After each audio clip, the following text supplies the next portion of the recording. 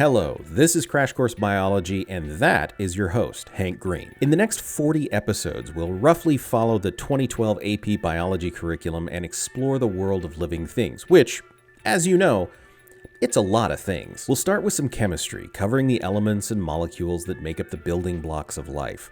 We'll discover the makeup of DNA and how it provides the instructions for cells to become a zebra or a pine tree or a sea sponge. You'll learn about organ systems, protists, and cellular respiration.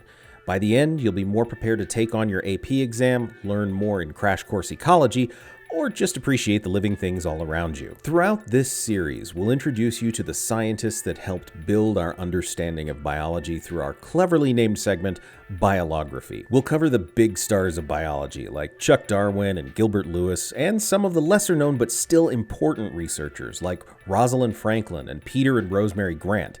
There'll be guest appearances by John Green, some excellent dogs, and, regrettably, Hank's goatee. During this course, you'll learn what's going on inside of you and all of the plants and animals, tardigrades, and fungi that live around us, and we have more in common than you might think. Ready to find out what makes life happen and how all living things keep growing, changing, and evolving over time? Well, we'll get started in episode 1.